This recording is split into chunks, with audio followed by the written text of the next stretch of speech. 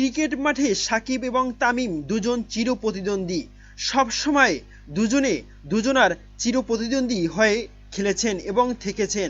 এবার সাকিব আল হাসানের রংপুর রাইডার্স এবং তামিম ইকবালের ফরচুন বরিশাল দিয়ে তাদের আবারও বিপিএল মিশন শুরু হবে এবং মাঠে দুজনের দেখা শুরু হবে।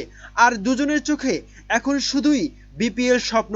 তামিম সাকিবের চোখে এখন বিপিএল স্বপ্ন।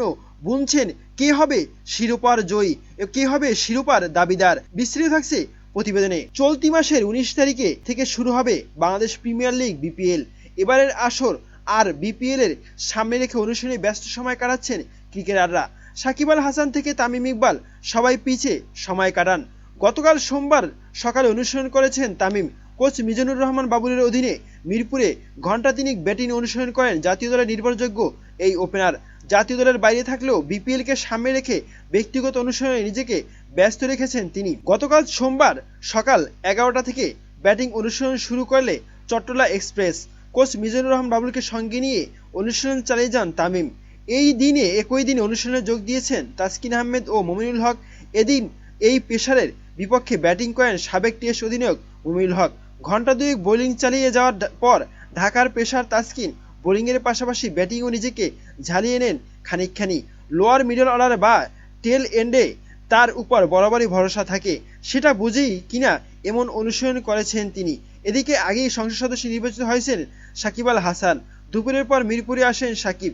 বিকেল 3টার দিকে মিরপুর ইনডোরে আসেন টাইগার অধিনায়ক। অনুশীলনের জন্য পূর্ণ প্রস্তুতি নিয়ে এসেছিলেন তিনি। সাকিবের প্রবেশের আগে আসেন কোচ নাজমুল আবেদিন ফাহিম। এরপর ফিজিও বাইজুদুল ইসলাম, তুষারকান্তি দাস হাওলাদার ও চিকিৎসক মঞ্জুর হোসেন আসেন ইনডোরে। প্রিয় দর্শক, সাকিব এবং তামিমের মুখোমুখি হওয়াটা আপনি কেমন চোখে দেখছেন? এবং সাকিব এবং তামিমের মুখোমুখি হবে রংপুর রাইডার্স এবং ফরচুন বরিশাল বিপিএল এর মাধ্যমে। এর আগে প্রায় 6 মাস যাবৎ বিশ্বকাপে তামিম ইকবাল ইস্যু নিয়ে অনেক শোরগোল হয়েছে এবং দোষী সাব্যস্ত করা হয়েছে সাকিব আল হাসানকে। হয়তোবা সেই খরা এবার কাটবে এবং বিপিএল থেকেই আবার দুই বন্ধুর সাক্ষাৎ হবে। প্রিয় দর্শক, এ বিষয়ে আপনার কি মতামত? আপনি কি মনে করেন যে সাকিব তামিম আবারও এক হতে পারবে বিপিএল মাঠে? এ বিষয়ে আবার মতামত জানাতে পারেন কমেন্ট বক্সে। ধন্যবাদ।